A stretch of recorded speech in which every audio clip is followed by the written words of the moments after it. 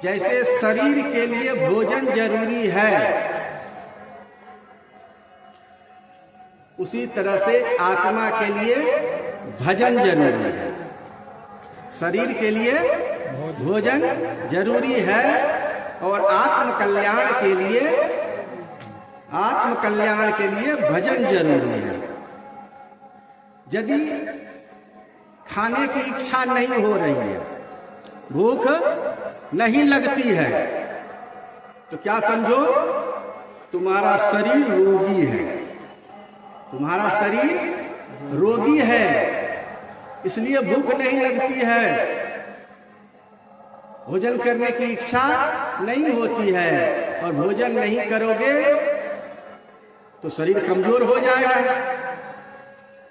तो शरीर को स्वस्थ करने के लिए कहाँ जाते हो? डॉक्टर के पास। डॉक्टर फिर दवा लिख के देता है, मेडिकल में खरीदते हो, फिर टाइम जैसे बताया गया है वैसा खाते हो, तब शरीर स्वस्थ होता है, शरीर में बल आता है, फिर सारा कार्य करते हो। उसी तरह से तुम्हारा मन बीमार हो गया है। मन यदि भजन में मन नहीं लगता है, यदि भजन में मन नहीं लगता है, सत्संग में मन नहीं लगता है, गुरु वचनों में मन नहीं लगता है, तो समझो तुम्हारा मन बीमार है। तुम्हारा मन बीमार है। मन यदि बीमार है तो आत्म कल्याण संभव नहीं है। तुम तन बीमार है तो उसके लिए डॉक्टर के पास जाते हो। मन बीमार है तो कहाँ जाओगे? मन बीमार है तो यही सत्संग में आओगे, संत गुरुजनों के पास जाओगे कि संत गुरुजन ही वह वैद्य हैं जो कि मन की बीमारी को हटा सकते हैं, दूसरा कोई नहीं उपाय है। तन की बीमारी के लिए डॉक्टर है और मन की बीमारी के लिए संत गुरुजन है। और संत गुरुजन जो दवा देते हैं, उस दवा का यदि प्रयोग नहीं करेंगे, यूज नहीं करेंगे, तो मन कभी साफ होगा नहीं। डॉक्टर के यहाँ से आप तन बीमार है, डॉक्टर के यहाँ से दवा लाए और उसको ला करके कोठी पर रख दिए तो रोग तो नहीं छूटेगा। उसी तरह से आप सत्संग में आए और संत गुरुजनों ने जो आपको दवा दी, जो मेडिसिन दिया, जो रास्ता बताया कि ऐसे ऐसे इसका उपयोग करना, और घर में गए और भूल गए, रख दिया उसको कोठी में, दिमाग के कोने में जमा करके, तो मन का रोग छूटेगा क्या? मन का रोग नहीं छूटेगा। इसलिए जो भी सुनिए संतों की वाणी, गुरुजनों की वाणी, उसको घर में ले जा करके मनन कीजिए, चिंतन कीजिए। शास्त्र हमारा यही निर्देश करता है। क्या निर्देश करता है? आत्मा वारे श्रोतव्य।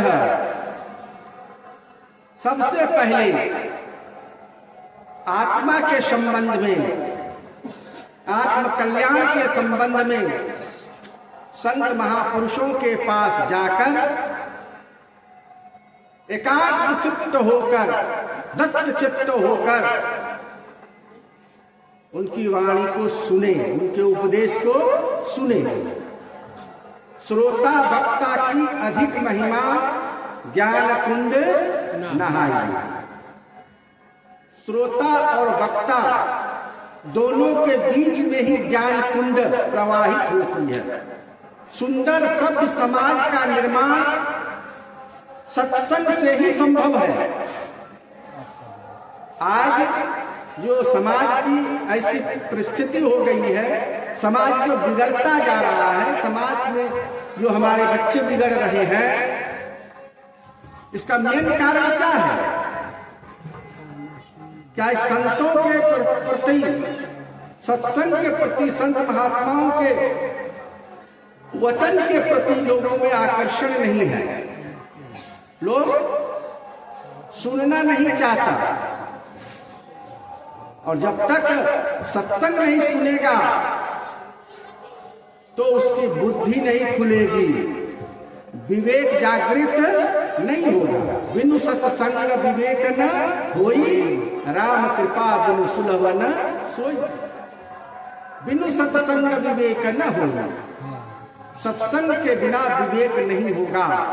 सत्संग के बिना तो लोग अंधा हो जाता है। ये चर्म चक्षु से भले अंधा ना हो, लेकिन ज्ञान चक्षु से वह अंधा होता है। सत्संगश्च विवेकश्च निश्चलम नयनम द्वयम यस्य नास्ति नरः स्वंधः कथम न स्यात् कुमार्गः। सत्संग और विवेक ये मनुष्य के दो नेत्र हैं। जिस मनुष्य के पास ये दोनों नेत्र नहीं है, वो मानो कि कहीं भी गड्ढे में गिर करके अपने जीवन को बर्बाद कर देंगे। होता ही है। सत्संगति का प्रभाव नहीं होने के कारण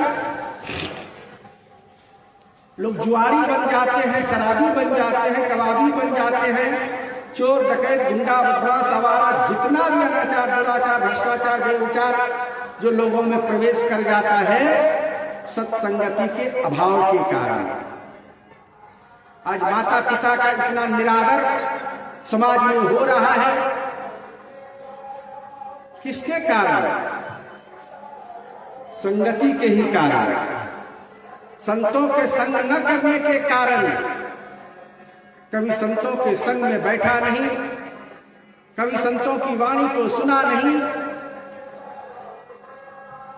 इसलिए जो सत्संग का आयोजन यहाँ हुआ है,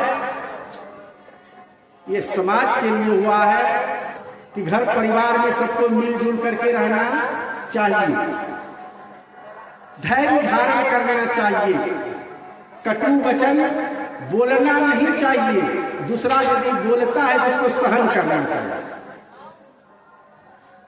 परिवार में, घर में, समाज में स्वयं कटु वचन न बोले, और दूसरा यदि कोई बोलता है तो उसको सहन करे, बर्दाश्त करे, और नहीं तो वाद विवाद बढ़ जाएगा।